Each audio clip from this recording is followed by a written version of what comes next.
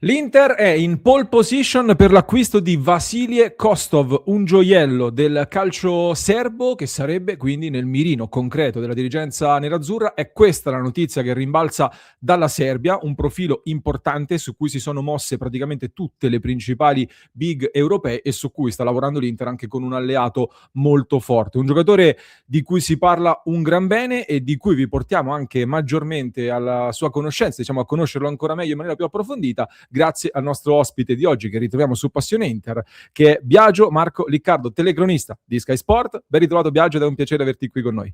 Ciao Lorenzo, sempre un piacere, grazie per l'invito.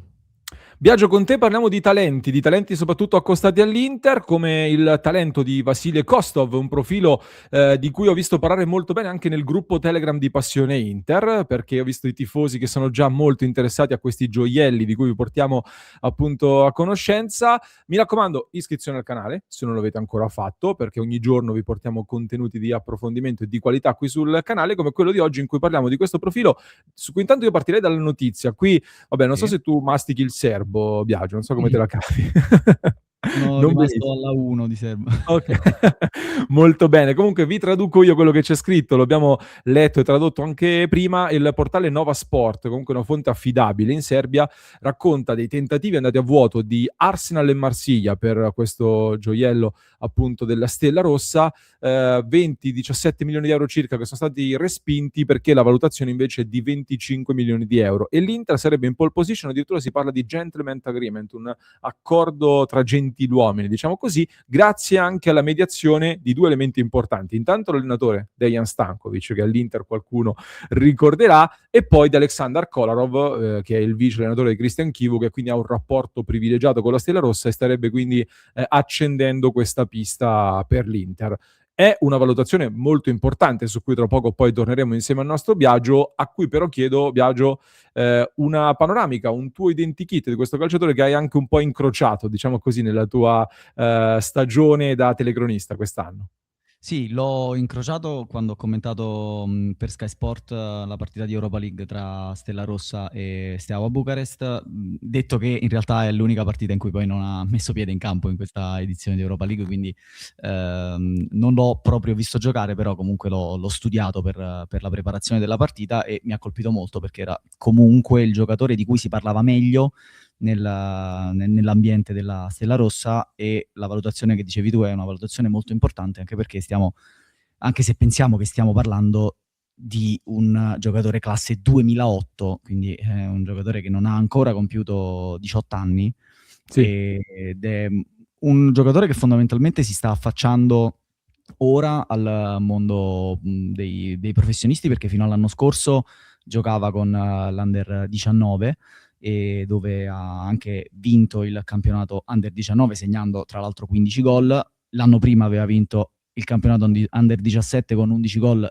e 9 assist in 27 presenze, quindi praticamente insomma 20 partecipazioni ai gol in 27 presenze sono un'infinità, ed è un giocatore che ha esordito comunque anche l'anno scorso, quindi gli hanno fatto assaggiare già la prima squadra nel campionato scorso. Quest'anno è praticamente un titolare inamovibile prima nel 4-1-4-1 di Milojevic, poi con l'arrivo di Stankovic è praticamente lo Schneider dell'Inter del triplete, quindi il trequartista, la punta di diamante del 4-2-3-1 di Stankovic, e il ruolo che lui, come ha detto, ha ricoperto anche nelle giovanili, che è quello che gli piace più ricoprire, detto che è un giocatore che ha fatto anche il mediano, ha fatto anche la mezzala, Sì. all'occorrenza ha fatto anche l'ala, e io Tipo sulla personalmente... infatti di questa stagione in campionato Sì, molto, molto mobile comunque. sì, molto mobile, più decentrato sulla destra. Io infatti personalmente forse lo vedrei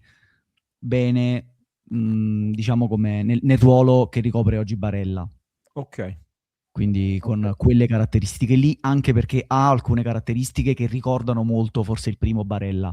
Una Ok. buona conduzione di palla, difficile togliergli il pallone, e anche degli ottimi cambi di gioco e anche imbucate per i Sì. compagni. Quindi un giocatore dalle ottime doti e che soprattutto, ci tenevo a dire questa cosa, non ha sentito il passaggio tra le giovanili e la prima squadra, perché quest'anno alla prima stagione tra i professionisti ha fatto 13 gol e 7 assist. Quindi è un giocatore che il salto di categoria non l'ha proprio sentito. Ha già esordito con la nazionale serba, è il terzo giocatore più giovane di sempre ad aver esordito con la nazionale serba. Ha giocato poco, ha giocato un quarto d'ora, è entrato contro l'Albania al posto di Samardzic, che l'Inter aveva seguito Sì. qualche sessione di mercato fa, una partita giocata ad ottobre, ed è anche il marcatore più giovane di sempre di quello che in Serbia chiamano il derby eterno, che è quello ovviamente tra Stella Rossa e Partizan Belgrado, quindi questo per dire che veramente non sta facendo fatica ad adattarsi al calcio tra i grandi. Io forse aggiungerei una cosa, forse anche per il modo in cui è stato inserito, perché è comunque, tra virgolette, all'ombra, in maniera però positiva, di due giocatori che sono delle leggende per la Stella Rossa, che sono Ivanic e Katai, che sono rispettivamente il primo e il terzo in assoluto per presenze nel club, con Katai che entro la fine della stagione diventa il secondo perché ha poche presenze, Katai che è anche il primo marcatore all time della Stella Rossa e Ivanic è il secondo, quindi questa è una cosa che può averlo protetto. Sì. Forse il lato negativo è che probabilmente può avergli dato poche responsabilità, ma al contempo il lato positivo è che l'ha fatto crescere forse nella maniera giusta, senza assilli, senza pressioni, senza ansie, e quindi anche con i giusti tempi per inserirsi nei meccanismi della squadra. Ti aggiungo due fattori, Biagio, all'ottima analisi che hai fatto. Intanto a livello di struttura fisica è sotto il 1,80 m, ma è un giocatore che deve anche forse completare il suo percorso di Certo. crescita, essendo giovanissimo, quindi può ancora maturare soprattutto dal punto di vista fisico. Una cosa che a me piace, intriga di questi giocatori qua, e in particolare del profilo di Kostov, è che uno potrebbe dire il salto eventualmente alla Stella Rossa all'Inter è un salto abbastanza alto. Intanto lui ha segnato 2 di questi 13 gol in Europa, quindi si è misurato già anche con l'Europa League, dove si è fatto vedere con qualità. Ma poi la cosa interessante è che lui si è inserito in una squadra che lotta non solo per vincere, ma domina comunque in Serbia quest'anno soprattutto. E quindi per me il fatto, cioè crescere in un ambiente che lotta per la salvezza, in difficoltà, è un conto. In un ambiente caldissimo invece che lotta per vincere, secondo me ti crea anche un altro tipo di mentalità e ti struttura quindi anche un calciatore talentuoso ad un livello secondo me superiore in maniera interessante. La seconda cosa che volevo aggiungere, tu hai fatto un paragone con Barella, ho letto in patria qualche paragone ingombrante anche con Pedri del Barcellona, che è un fenomeno assoluto. A me è piaciuto il tuo paragone con Barella perché anch'io guardandolo ho pensato, però mi è sembrato, dimmi tu che ne pensi, un Barella un po' meno elettrico, quindi un po' meno, Barella è molto più elettrico, anche Sì. nervoso magari un po' nel modo di giocare, più tecnico, più qualitativo. Anche con l'ultimo passaggio ho detto che anche Barella ce l'ha, il miglior Barella, è molto efficace anche a livello di assist man, e lui mi ha dato un po' questa impressione di un po' più qualitativo. I cambi campo, tu mi citavi Snyder, prima hai detto come collocazione in campo, in effetti se vai a guardare un po' gli highlights, le azioni principali anche sulle piattaforme di scouting, ci ricordiamo un po' anche quel lancio di Snyder per Eto'o a Londra contro il Chelsea, ecco, di aperture così Kostov ne fa parecchie. Sì, sì, ne fa parecchie. Diciamo che forse paragonarlo a Snyder è un po' prematuro, anche perché Certo. gli mancano forse le doti balistiche più Sì. del tiro. Detto che ha un tiro leggermente migliore rispetto a quello di Barella. Barella ci sta, Sì. sta abituando gli interisti a pochi tiri, soprattutto da fuori. Invece il primo gol tra i professionisti che fa Kostov lo fa non da fuori area, ma proprio dal limite dell'area, con una sventola sotto la traversa che è stata molto molto bella, dopo un bellissimo dribbling che è una caratteristica invece che in lui mi ha ricordato forse il primo Kovacic, Ok. forse con meno eleganza, con una falcata meno ampia.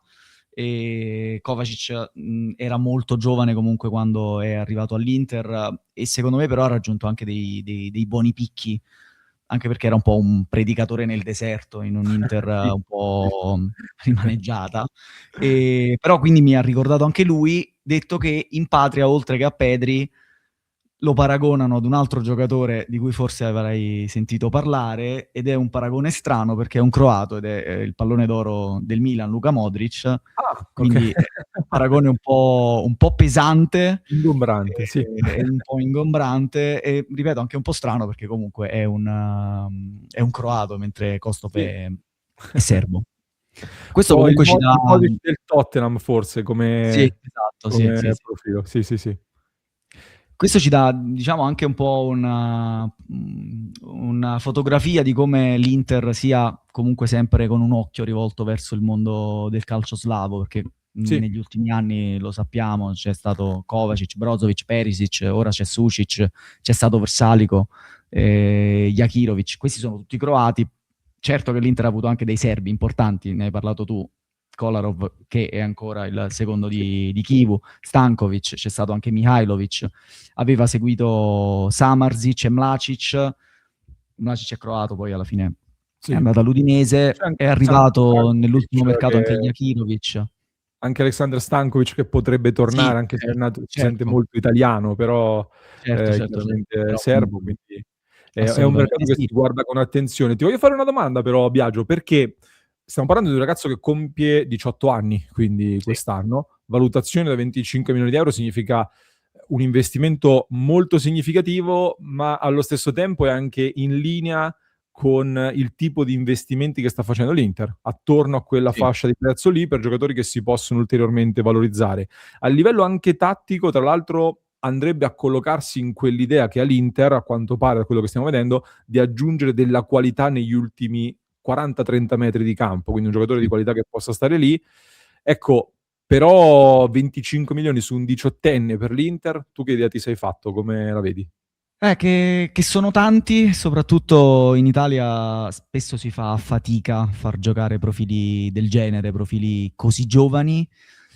Detto che, come hai detto tu giustamente all'inizio, ci sono già un po' di sirene di tante squadre su questo giocatore. Il Marsiglia pare abbia offerto 17 milioni, l'Arsenal 20, e l'Arsenal i giovani certamente non ha paura di farli giocare, stiamo vedendo con Daumen Sì. quello che sta facendo.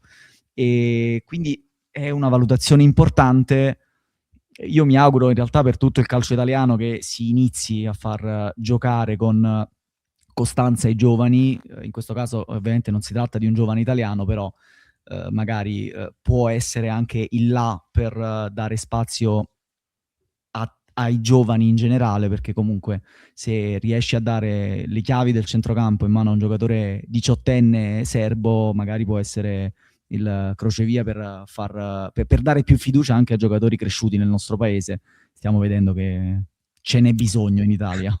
Un tema abbastanza attuale hai toccato Biagio, Sì. direi in questo caso è abbastanza importante. Prima di salutarti, giusto in chiusura, tuo parere da telecronista, da esperto anche di giovani, di talenti, è un profilo che ti ha fatto vedere qualcosa che ti fa pensare siamo di fronte a un potenziale futuro, non ti dico magari crack a livelli di Modric, eccetera, ma un vero giocatore del futuro? Secondo me sì, soprattutto, ripeto, per la facilità irrisoria con cui si è adattato al calcio dei grandi. Okay, Certo, gioca comunque in Serbia, però come hai giustamente detto tu, gioca in una squadra che è abituata a lottare per titoli, perché comunque in Serbia il sì, campionato è quasi sempre vinto dalla Stella Rossa, quindi è un giocatore che comunque si sta abituando ad una certa tipologia di target, ecco. E quindi secondo me per questa grande facilità con cui si è adattato al calcio dei grandi, che è una cosa che ha fatto in realtà anche passando di livello nei vari settori giovanili, lui si è sempre adattato in maniera molto molto facile. Secondo me per questa caratteristica potrebbe diventare un giocatore importante, sì. e allora vediamo se l'Inter approfondirà questi contatti per questo calciatore. Nel mirino si è parlato anche di Milan, tra l'altro Bayern Monaco, Borussia Dortmund, quindi tutta una serie di grandi club che lo hanno messo nel mirino, e quando si muovono questi club qualcosina sotto al cofano c'è a livello di motore. Un giocatore che, ecco, forse stavo pensando adesso, per fare la mezzala, per quello che ho visto, deve strutturarsi di più anche a livello Sì, difensivo, come sì, sì, completezza sì. proprio del ruolo, però a livello di caratteristiche, qualità e tecnica dalla metà campo in su sta facendo vedere delle cose molto molto interessanti in questo momento. Mhm. Biagio, ti ringrazio di nuovo per essere stato qui con noi e come al solito per l'ottimo lavoro che ci porti appunto queste panoramiche sui talenti che vengono accostati all'Inter. Biagio Marco Liccardo, telecronista, Sky Sport, grazie ancora per essere stato con noi. Grazie a te, ciao, è sempre un piacere. Salutiamo Biagio e saluto anche tutti voi che siete stati qui con me, con Biagio, fino a questo punto del contenuto. Fateci sapere se anche voi conoscete questo calciatore, che cosa vi ha colpito. A me le aperture, come diceva Biagio, a cambiare campo, eccetera, hanno colpito molto, quindi vi consiglio anche di seguirlo. Ditemi se lo conoscevate, magari qui sotto nei commenti. Se siete arrivati fino a qui, cliccate sul tasto iscriviti, mi raccomando, così non vi perdete i nostri contenuti e per supportare il nostro progetto trovate come sempre il QR code da inquadrare per entrare nel club di Passione Inter su passioneinter.club. Vi lascio nel frattempo con un approfondimento che trovate in descrizione per chi ci ascolta in podcast, mentre per chi ci segue su YouTube vi basta cliccare qui.